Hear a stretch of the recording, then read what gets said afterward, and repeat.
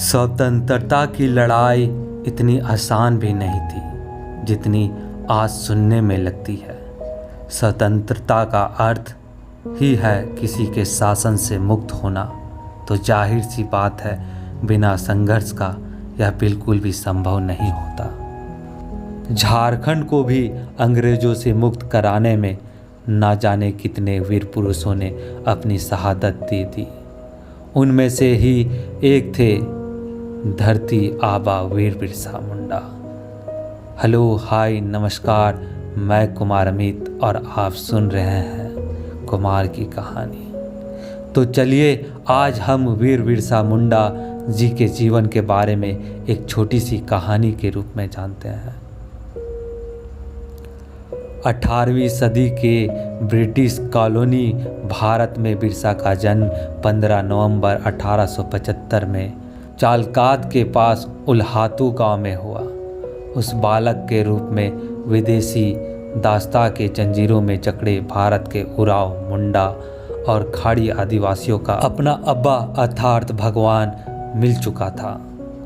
बिरसा के पिता का नाम सुगाना मुंडा एवं माता का नाम कर्मी हातू था। बिरसा के भाई का नाम कोमता मुंडा था। बचपन में बिरसा के पिता ने उसके दरिद्रता से परेशान होकर बिरसा को उसके मौसी के घर भेज दिया था। वह बांसुरी बहुत सुरीली बजाता था।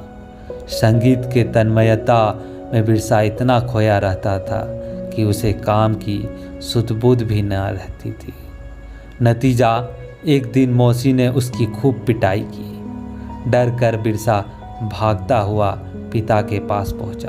पिता ने उसे पास के गांव में रिश्तेदार के यहाँ पहुंचा दिया, जहां उस गांव में जयपाल नागा की पाठशाला में लोअर क्लास की परीक्षा पास कर के चाईबासा के लुथरन मिशन स्कूल में भेजा गया। मिशन स्कूल में पढ़ाई करते हुए बिरसा को भारतीय दास्ता, दरिद्रता और अनेक दुखों के असली कारणों का ज्ञान हुआ। बिरसा ने ब्रिटिश द्वारा किए जाने वाले अनेक दर्दनाक शोषण देखे।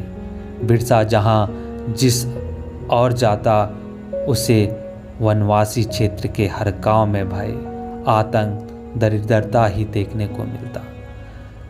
गोरे साहब और उनकी दास्ता में आत्मसम्मान बेच चुके काले भारतीयों, जमींदारों, जागीरदारों की प्रतिक्रिया युवा बिरसा पर हुई और उसने यह दृढ़ निश्चय किया कि वह विदेशों की नौकरी कभी नहीं करेगा। इस पर उसके पिता बहुत नाराज हुए। बिरसा के घर की हालात कुछ ऐसी थी कि खाने में पत्ते उबाल कर खाना और पीने को सिर्फ पानी, अर्थात खाने को घर में कुछ भी नहीं बचा था। ऐसी हालात सिर्फ बिरसा के घर में नहीं थी, हर आदिवासी के घर थी। उनकी जो सदियों से जमीन, फसलों और अपने गांव के मालिकाता पर ईस्ट इंडिया कंपनी ने उन्हें नष्ट करने के लिए जमींदार, जज, कचहरी, ठेकेदारों का बोझ डाल दिया। वनवासी अपने जमीन पर मालिक से नौकर हो गया। वो बेबस, भूख, अंधविश्वास और दामन के कारण एक सहमी लाचार जिंदगी जीने लगा। बिरसा ने इस समय में आदिवासी क्षेत्र के विभिन्न स्थानों की लगातार यात्राएं की। अपनी देश और जाति भाइयों की बेबसी का रहस्य गहराई से समझा। आपसी फूट, गरीबी, जनसंगठन का अभाव पाया। उसने उराव, मुंडा, खड़िया आदिवासी मुखिया से भेंट की, उन्हें जागृत किया। शोषित पीड़ित आदिवासियों में ज्ञान और शक्ति की ज्योति जगाई। बिरसा भूखा प्यासा अनेक दिन जंगल में ही काटता रहा, जहां प्राकृतिक चीज़ें उपलब्ध हो जाती उससे भूख मिटा लेता, किंतु अपना जागृति अभियान चलाए रखा। फिर एक दिन जंगल में बिरसा की भेंट आनंद पांडे से हुई। बिरसा ने उनके साथ उनके घर गए। फिर आनंद पांडे की संगीत में बिरसा मुंडा ने बहुत कुछ सीखा, समझा। यहीं उसने रामायण, महाभारत, गीता आदि धर्म ग्रंथों से संस्कृति और समाज की बुनियादी शिक्षा प्राप्त की। बिरसा ज्ञान अध्ययन करता गया और इस अध्ययन के साथ साथ उसने स्वतंत्रता के लिए युद्ध करने के पहले आदिवासी समाज में वैचारिक जागृति पैदा करने में विचार किया। बिरसा ने भारतीय धर्म ग्रंथों और दर्शन, तीर्थ, आयुर्वेदिक ज्ञान भी प्राप्त किया। वह दिन रात वनों में घूमकर जड़ी बूटी इकट्ठा करता, उनकी औषधियों को लेकर खोज करता और ज़रूरत पड़ने पर प्रयोग भी करता। कहते हैं कि बिरसा बड़ी सी बड़ी और पुरानी बीमारियों का इलाज करने का क्षमता प्राप्त कर चुका था। इसी तरह से बिरसा को सब भगवान सिंहबोगा का दर्जा भी देने लगे थे। इसी प्रकार बिरसा के हर कहे हुए बातों को गांव वाले मानने को तैयार हो गए, जिसके सहारे बिरसा ने समाज की कई कुरीतियों को निकाल फेंका, जैसे कि भूत प्रेत का मानना, अनेक भगवान का पूजना, जीवों की बलि चढ़ाना से मना किया। बिरसा ने केवल एक ही भगवान सिंहबोगा को पूजने को कहा।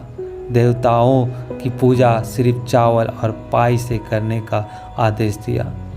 सभी से कसम खिलवाया कि सभी गाय की सेवा करेंगे और पशु प्राणियों पर दया रखेंगे।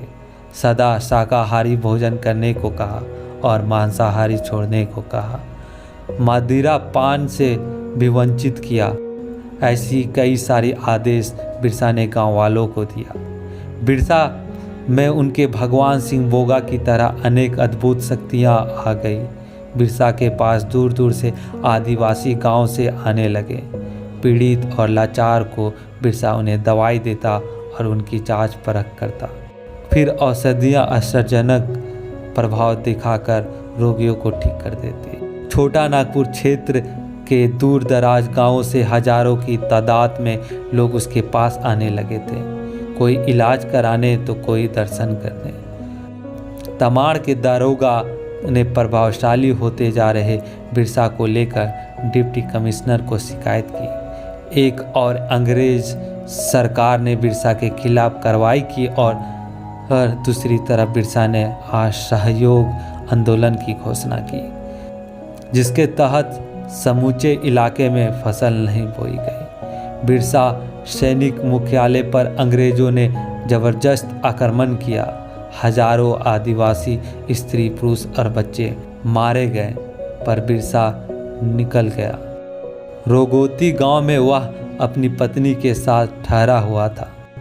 अंग्रेजों ने कुछ लोगों को लगा के रखा था, जिन्होंने बिरसा से उनके अनुनय के नाते भेंट की और धोखे से उन्हें पकड़वा दिया। बाद में 3 फरवरी 1900 को बिरसा को रांची की जेल में लाया गया और उन्हें उनके साथियों के साथ जेल में डाल दिया गया। मृत्यु पूर्व बिरसा को अंग्रेजों की अपनी स्वतंत्रता की मांग से अलग होकर अनेक आकर्षण दिए थे, पर बिरसा ने उन्हें ठुकरा दिया। उन्होंने जिम्मेदारी, विशाल मात्रा में धन संपत्ति देने का भी प्रलोभन भी दिया गया था। अंतिम सांस तक केवल आज़ादी की लड़ाई लड़ी। वे सिर्फ अपनी माट, धर्म और संस्कृति के प्रति समर्पित रहे। कुछ ही समय बाद अंग्रेजों ने घोषणा की, बिरसा मुंडा का निधन 9 जून 1900 को हो गया। मौत का कारण हैजा प्रचारित किया गया, पर कुछ सूत्रों के अनुसार शक्तिशाली बिरसा को धीमे धीमे जहर देकर मारा गया था।